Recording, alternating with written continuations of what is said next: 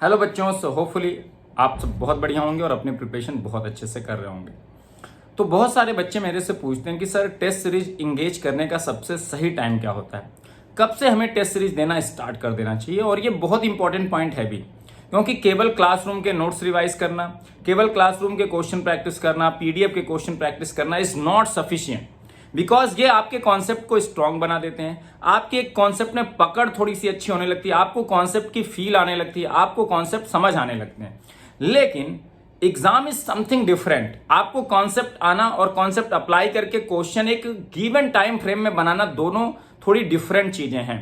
इसीलिए उसकी प्रैक्टिस करने की बहुत जरूरत पड़ती है कि हमें टाइम बाउंड मैनर में चीजों को कैसे करना है। हमें अगर 1 घंटे का टाइम दे दिया जाए 20 क्वेश्चन अगर सॉल्व करने हैं, तो मैं क्या स्ट्रेटेजी बनाऊंगा, कैसे क्वेश्चन पहले टारगेट करूंगा, कैसे क्वेश्चन बाद में टारगेट करूंगा। ये बहुत सारी छोटी छोटी चीजें जो एग्जाम हॉल में बहुत इंपॉर्टेंट रोल प्ले करती हैं, तो उसकी पहले से प्रैक्टिस करना जरूरी है। इसीलिए टेस्ट सीरीज देना सबसे पहली बात है कि बहुत जरूरी है। और दूसरा पॉइंट आता है कि टेस्ट सीरीज इंगेज कब से करना चाहिए। तो टेस्ट सीरीज इंगेज करने का टाइम मैं कहता हूं कि एक जो नॉर्मल एक एवरेज बच्चा है, जिसको बहुत कुछ कॉन्सेप्ट सीखना भी है और उसको पक्का भी बनाना और उसको एग्जाम में जाके उसको परफॉर्म भी करना है, उसको टेस्ट सीरीज अभी एकदम राइट टाइम में स्टार्ट कर देना चाहिए। अगर उसके एक सब्जेक्ट एटलीस्ट फिनिश हो गई हो, अगर आपकी एक सब्जेक्ट एटलीस्ट फिनिश हो गई है तो टेस्ट सीरीज देना स्टार्ट कर दीजिए, at least topic wise and subject wise.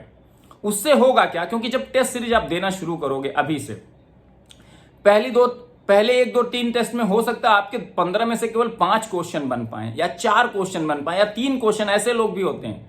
लेकिन टेस्ट सीरीज देने से आपका होगा क्या, आपकी कॉन्सेप्चुअल मिस्टेक्स आपको पता चलेंगी, क्योंकि बहुत सारे कॉन्सेप्ट आप पढ़ तो लेते हो लेकिन अप्लाई करते वक्त कुछ गलतियां करते हो, कुछ मिसअंडरस्टैंडिंग थोड़ी बहुत बची रह जाती, वो आपको क्लियर करने का मौका मिलेगा। क्योंकि आप जब गलती करोगे और उस गलती को जब रिवाइज करोगे कि क्यों हुआ ये, तो आप उस गलती को पकड़ लोगे, वो गलती करेक्ट हो जाएगी। कैलकुलेशन मिस्टेक्स होंगी तो कैलकुलेशन को ध्यान देना शुरू करोगे, है ना।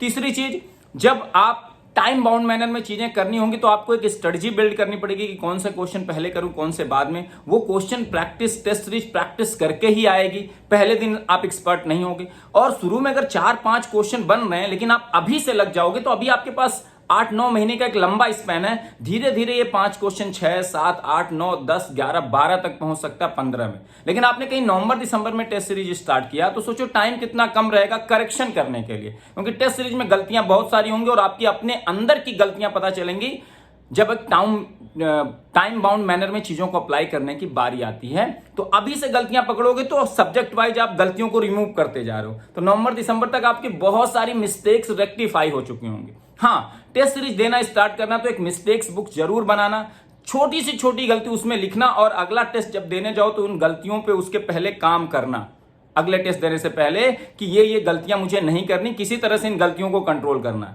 100% गलतियां अगले टेस्ट में नहीं रिमूव हो पाएंगी, हाँ, लेकिन जितनी की है तो उसमें से अगर 50% रिमूव कर पाए, 40%, तो आप इंप्रूवमेंट कर रहे हो। और धीरे धीरे इंप्रूव करके ही एक नॉर्मल और एक एवरेज बच्चा बहुत अच्छा करता है। तो अगर टाइम स्पेन ज्यादा लेके इंप्रूवमेंट करने की कोशिश करोगे तो आपके इंप्रूवमेंट के चांसेस भी ज्यादा होंगे और इंप्रूवमेंट के लिए टाइम भी मिलेगा। लेकिन एकदम लास्ट टाइम में जाके टेस्ट सीरीज दोगे तो बहुत दिक्कत हो जाएगी। तो टेस्ट सीरीज देना बहुत इंपॉर्टेंट।